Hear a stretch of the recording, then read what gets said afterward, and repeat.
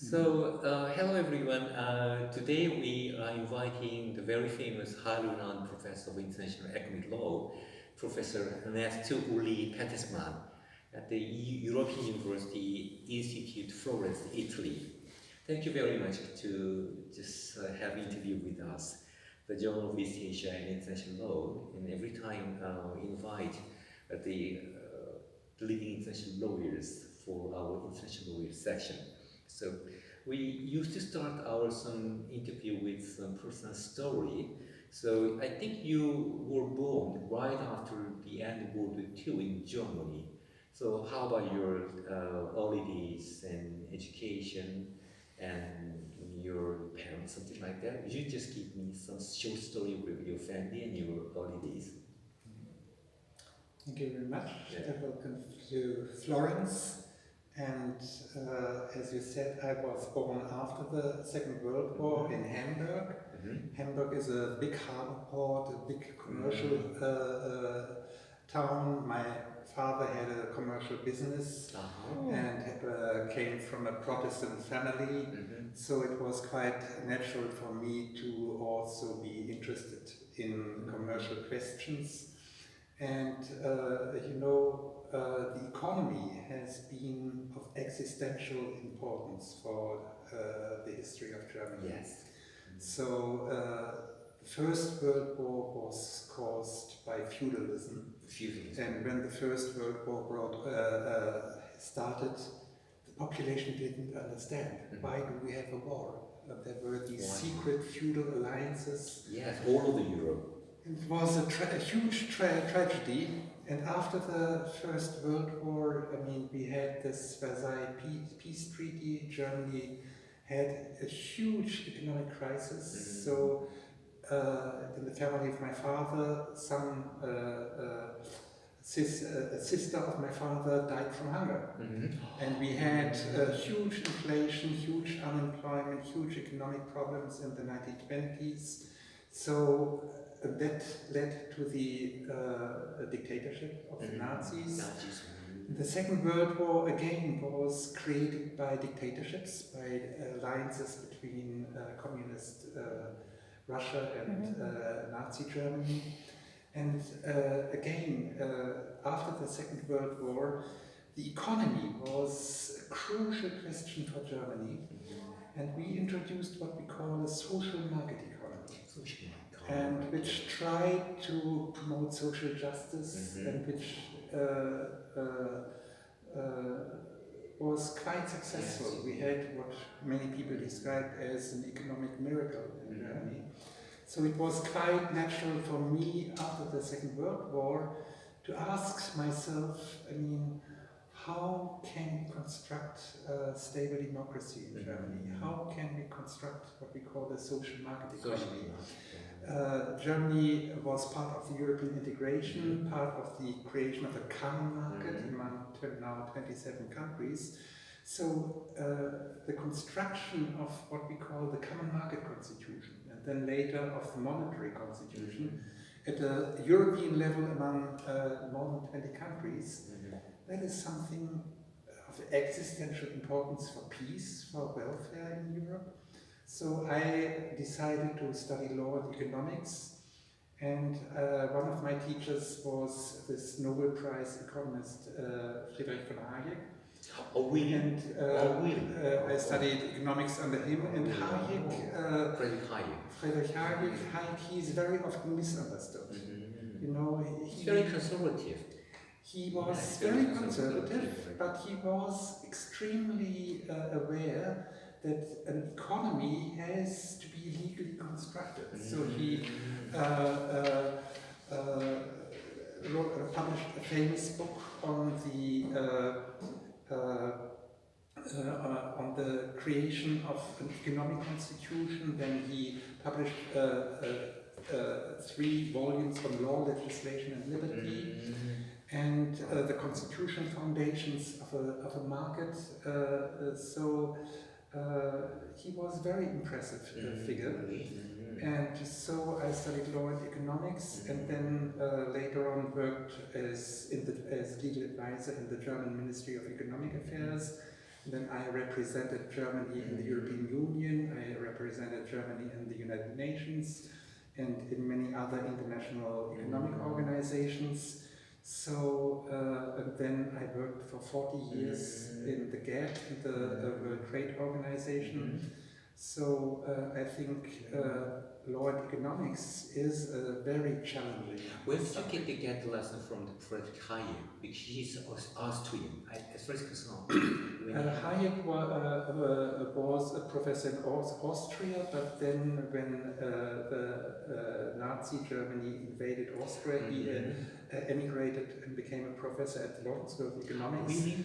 And then from London he emigrated to the United States. He became a professor at Chicago University. Finally, in the United States. But he, in the 1960s, he decided to come back to Europe. Europe again. And he came to the University of Freiburg in the Black Forest.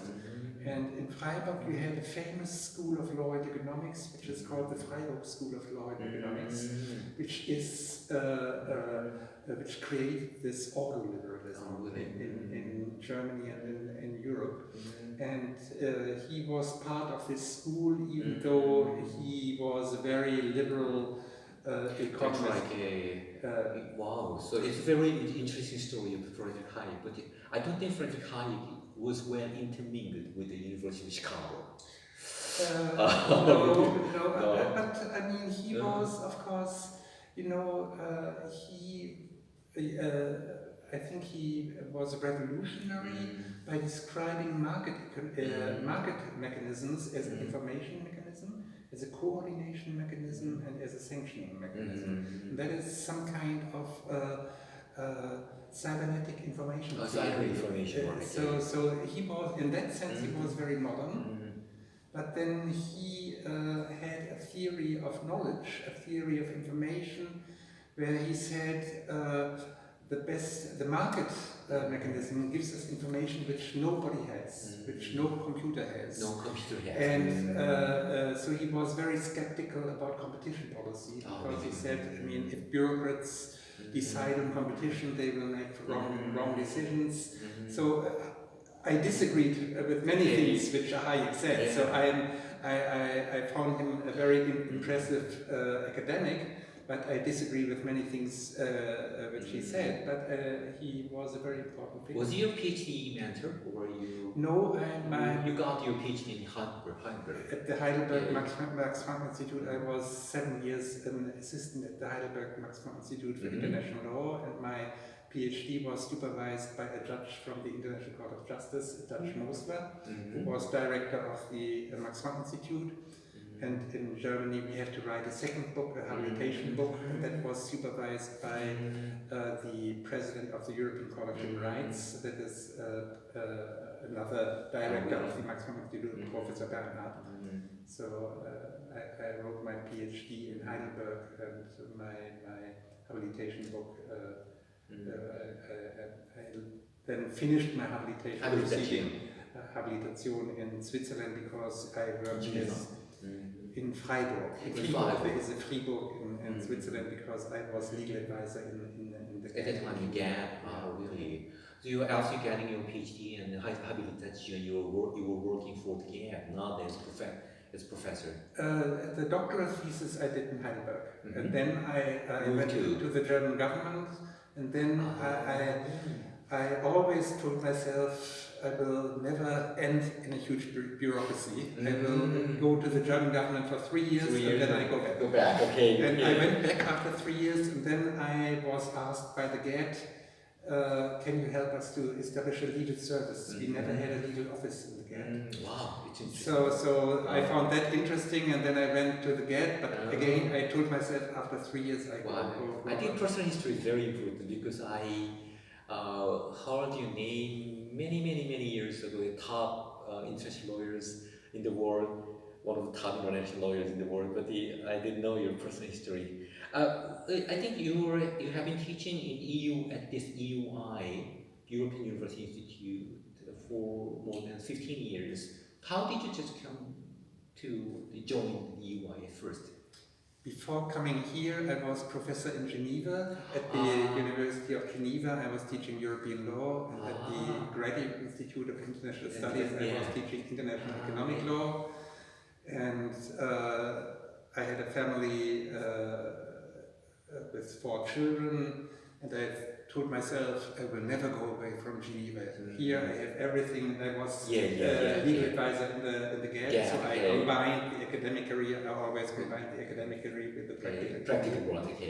But then my wife died. My wife had cancer for 5 years, and she died after 5 years. And then I mean, all my life became. We had 4 little children, and life became quite complicated.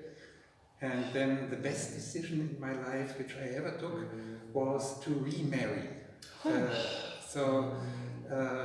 When I took my 4 little children to a holiday in Italy, I met by coincidence a young Polish medical doctor who had 3 children.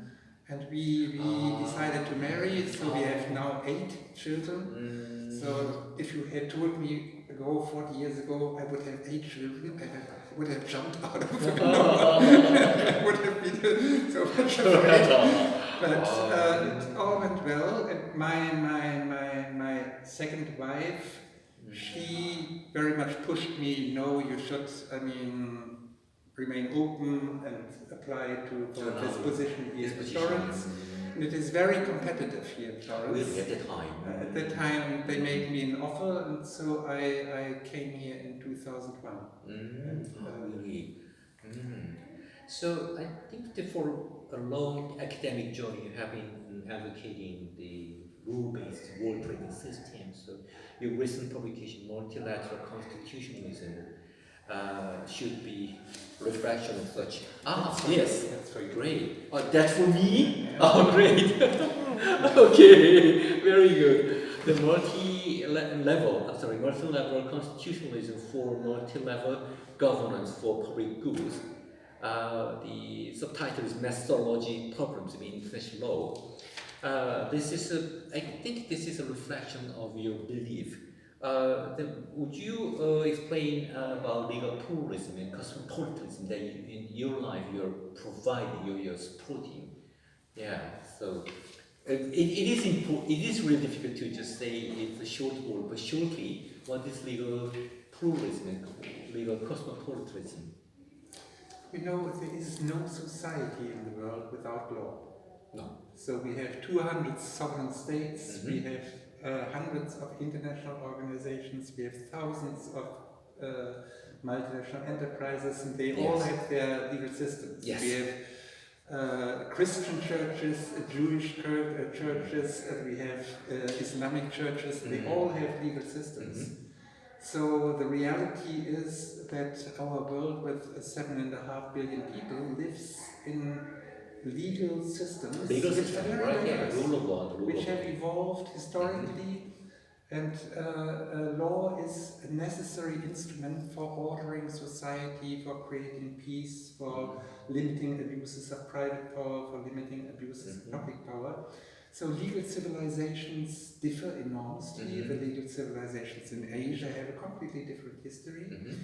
But we all know there are good governments and there are bad governments. And so you have to ask yourself, what is the purpose of law? So what is a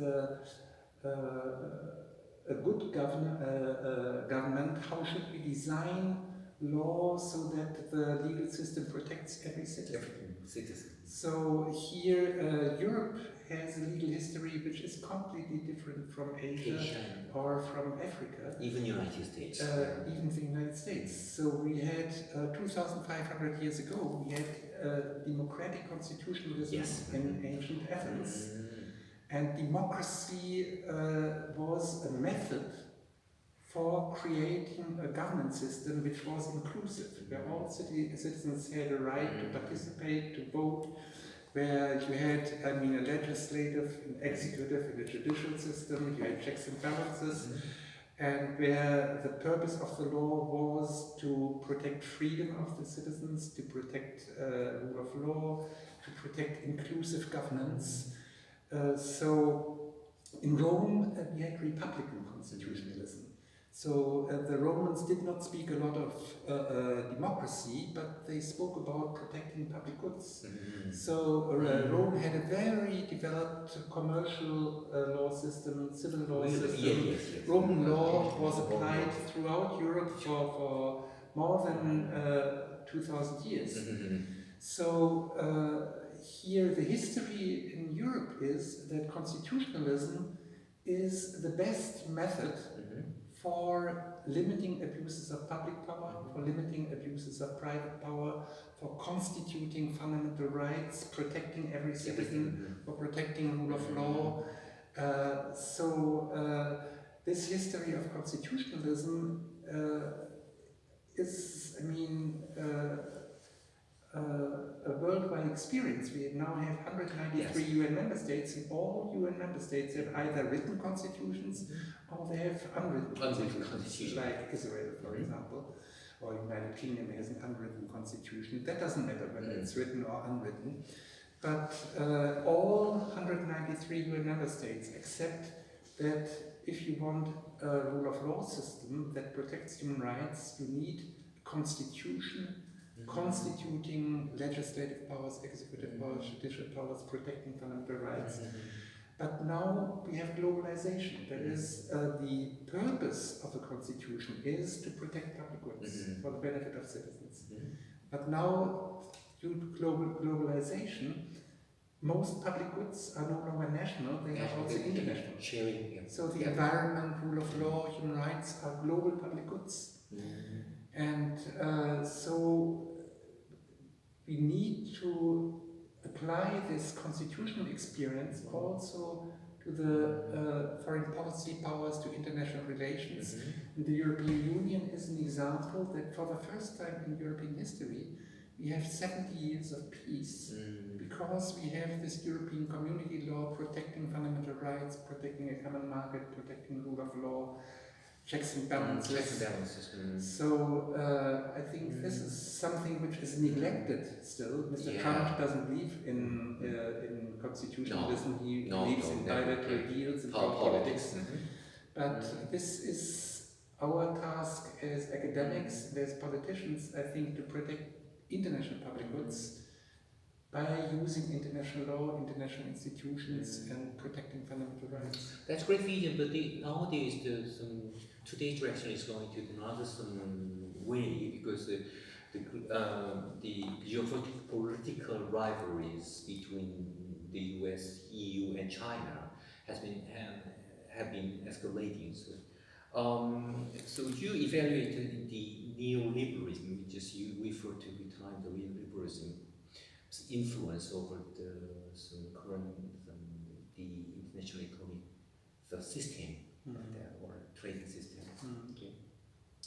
But you know, neoliberalism was created by Anglo-Saxon countries, and it was created in the United Kingdom. I mean, in the 18th and 19th century, Adam Smith, Cobden, but the American leadership after the Second World War made possible this GATT agreement and WTO agreement. But Chicago School Economics justifies this system by the notions of Calder-Hicks efficiency or Pareto efficiency. That is, the basic idea is the GATT and the WTO trading system enables every country to increase its national welfare through mutually beneficial trade, through division of labor. But how this increase in welfare, for example, the poverty reduction, which is an enormous achievement of WTO law, to have reduced global poverty over the past 25 years enormously.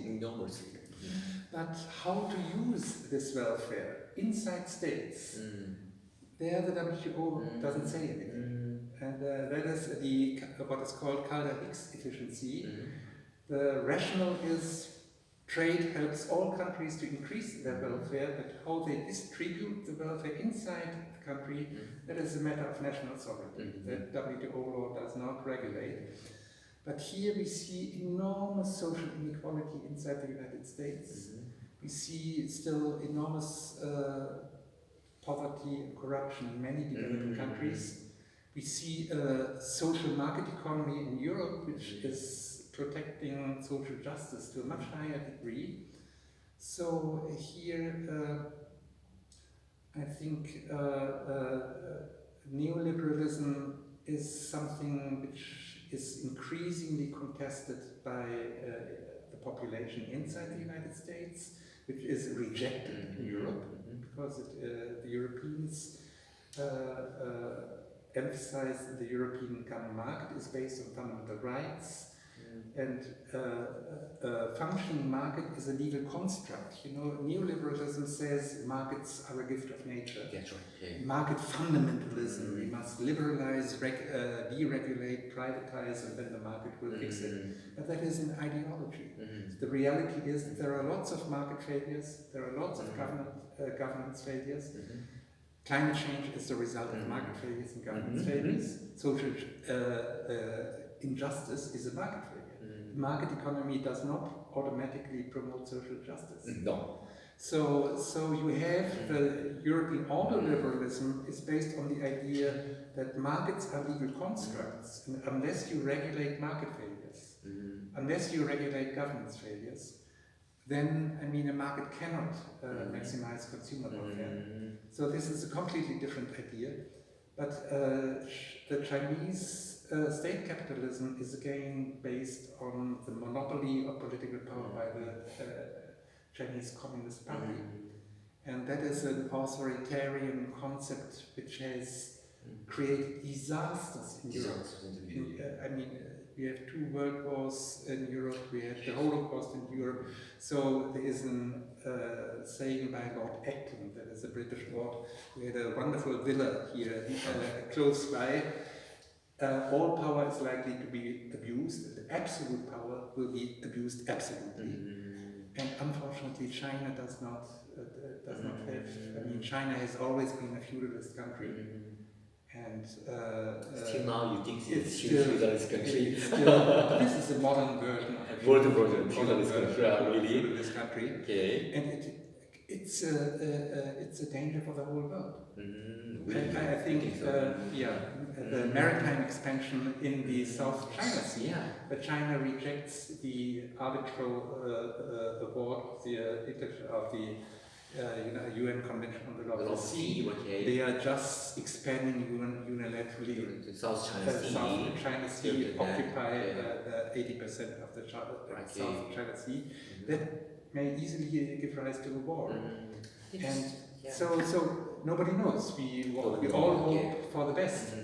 But this absolute power in China is a danger for the whole world. Oh, really? Okay, this is a highly critical point of controversy. So I would like to have some, in the next time, I would like to have some time to talk about this and the future of China and its influence on whole world politics and economy next time. You know, I have been teaching in China for almost 30 years. Really? And this, my years? But they have translated some of my books into Chinese. So when I go to China, they come with the Chinese copies of my books, and I still have to sign. And I'm an admirer of China in some ways. I mean, China has lifted 700 million people out of poverty within a very short period, which no other country has achieved. Yeah. Whenever I went to China, I was very surprised at seeing that no one has hunger. That is China loves the foods. And I mean, yesterday, if you looked at the TV yesterday, you could see within 10 days, China has built a new hospital. No other country can do that. So China is a very ancient civilization, and my hope is that the Chinese people are extremely bright. So you find a lot of Chinese academics who say exactly, yes, we need competition rules, we need more checks and balances. China has a constitution adopted in 1982, but nobody is allowed to invoke the constitution in any court. So it's what people call a sham constitution. But the Chinese people are so intelligent, so bright, and they have so many resources that my hope is China will learn, will continue to learn. They just, as Deng Xiaoping has opened up the Chinese economy, Okay. they will also hopefully learn that by respecting Hong Kong, by respecting Taiwan, by respecting the need for constitutional checks and balances, the Chinese political system will be much more powerful. It will be stronger. It will not be weakened. It will be more stronger. But you know, the current totalitarian character is very dangerous. Yeah, it's very critical. So I would like to have some discussion with you about this kind of Chinese system, political and economic system in the future.